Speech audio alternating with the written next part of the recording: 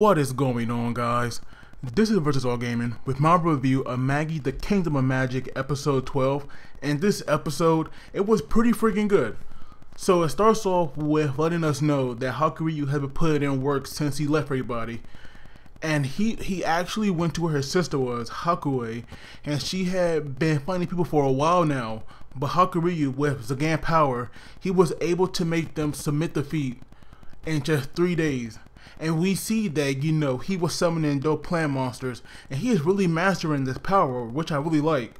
And so now, back in the present day, we have Kouen, who everybody was actually, bowing to except for Hakuryu.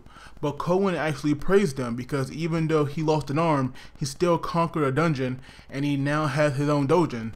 So of course, that right there is definitely worth being praised. But now we have Kouen heading up these stairs, but we have Kougyoku. I'm still not sure how to say her name, but we have her, and she was actually gonna talk to Kouen because she want to tell them that going to war with Sandara is not necessary.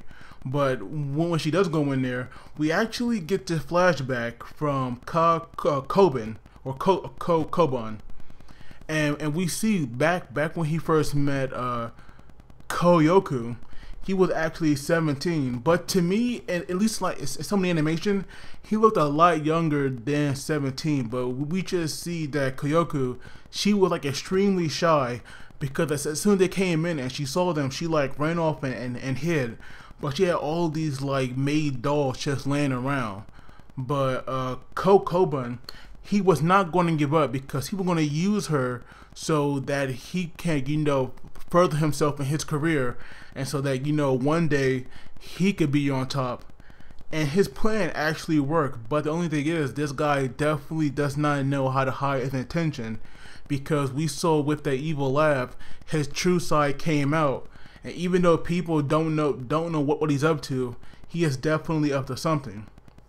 So now we have Kougyoku. She's going to talk to Kouen, but when she goes in there, she sees Hakuryuu and she stops. But Kouen also had Hakuryu there.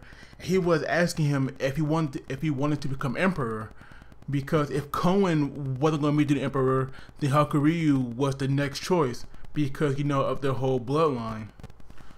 And so now, we all know that Hakuryu doesn't want to be emperor, but in fact he wants to bring down the Kouen Empire. So he definitely doesn't want to be it. But we learned that that Kouen actually does his research because he was looking into the people of the Tran. He was also wondering what a king vessel is. And if you all read the manga, then you know that question has been definitely prominent in the recent chapters. And so he was doing his research about how this world, which is like separate from their own, they were like full of all these people that spoke these different languages, but because of like different ideologies and religion, these people constantly went to war, and all these kings were like crowned. But after they were all wiped out, there was only one king to come forward, and that was King Solomon. And so he was saying, who exactly is King Solomon, and what is also this one world. And Kouen actually wants to be the king of all kings, so he can find out what this one world is, and he wants Hakuryu power to do that rather than to go to war with him. But he also knew that that Kougyoku was actually there as well, and he also wants her power.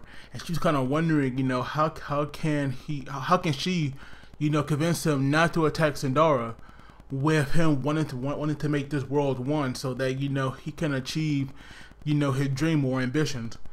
So it's definitely it's pretty cool how much Kouen definitely does this like history research, and how he's so curious about the past and this like other world, as they say. But if you notice that like every time that they have gone to a dungeon, we see like these towns and villages, but there are no people there. So that right there could be what was left of that other world. Because Magi always goes into this detail about stuff, and they foreshadow a lot, which is definitely pretty cool. But now we have all these siblings going to the emperor house because they want to pay their respect to their father one last time. And when we see him, he is like freaking purple, and he's covered with like all these bumps, and it's just nasty. We can even see his face, but I'm pretty sure, you know, it's just like the rest of the body. And then we have their mother, Kouyokuen. I think that's how you say her name. But it was just so weird how when Kouen went up there, she was like hitting on him, and that's her son. I mean, yeah, you know, I'm pretty sure they're not related by blood, but, you know, she is still his mother because of the former emperor. So it was definitely like kind of creepy to see her hit on her own, you know, stepchild. But it is kind of messed up though how she was saying that like Kouen was her most beloved son, because she has all of her like her children there, and she basically, you know, called out Kouen as being her favorite. And we all know that her blood children are Hakuryuu and Hakuryu. So it's kind of like, you know, she was just like ignoring them. But now they were going to announce the next emperor, and everybody thought it was going to be Kouen. But to their surprise, it was actually Gyokuen. She's going to be the next emperor of the Kouen Empire, because they were saying that it couldn't be Kouen because he was like on an important mission and he couldn't leave his post. But I'm pretty sure, you know, that right there is just a BS excuse. And of course now people were definitely having problems with it, and we even see, you know, how Hakuryu actually, you know, stand up. So I'm pretty sure, you know, some people thought that he would definitely be against it, but he actually, you know, wanted his mother to be the emperor. So when I first saw that, and when I first read it in the manga, I was definitely surprised that he actually did that. But later on, you know, it kind of makes sense. So afterwards, we have Hakuryuu and Hakuryu. You know, they're talking, and he was trying to convince his sister to come over to his side so that they could take down their mother, because now he could protect her. But you see that like that the Hakuryuu, she actually kind of got scared. You can just see it like on the expression on her face, and so she kind of like turned him down, even though, you know, she really didn't say it like that, because she was saying that she needs time, but it's obvious that she's not going to do it. So now we see Hakuryu, you know, really down and oppressed, and that right there really made me feel bad for the guy. But we see Judal, he actually came, and he was talking to Hakuryu for a little bit before his mother came, and that's when we see her for the monster that she is. And that scene where she was saying the Hakuryuu should like die by her hand, and you see that her eyes are really red. I probably made that the thumbnail for the video. She actually looks like the devil in disguise.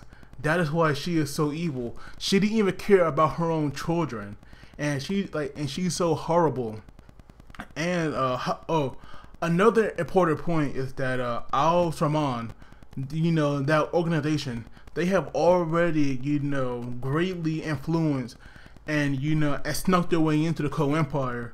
And with Gyokuen, you know, being on their side, it's obvious that things are definitely, you know, gonna go her way. But we see that Kouen and his siblings, they already knew about this organization, so maybe that's why they aren't put on much of a fight just yet, because they already know about them and what they're doing in their own empire. So clearly they aren't gonna let that stand much longer. But we see Hakuryu actually go into his doujin equipped, and that moment where we saw that like lightning bolt strike down, he just transformed. It was just so freaking epic. Like that right there got me hype. And so him and his mother, you know, they have this class, and she actually used like a powerful a Borg spell. But we see that the color of it actually became black when she had absorbed, you know, Hakuryu like into it, and then she like forced him back, and basically, you know, she just one shot him, and she forced him to go to like his own little plant, and then like smash it to the ground. It was just, you know, amazing. Like even though she is like evil as hell, she is still quite powerful. She is definitely a force to be reckoned with. But now we have Judal, who actually seemed to like want to work with Hakuryu, because he was, with Hakuryu, because he was saying that he only had the capacity to hate his mother, but not the power. But he was saying that if he like hate his destiny, then he would like accept him with an open arm, and and possibly help him out. So that right there is like very interesting, because that means that Hakuryu could definitely go to the dark side for good.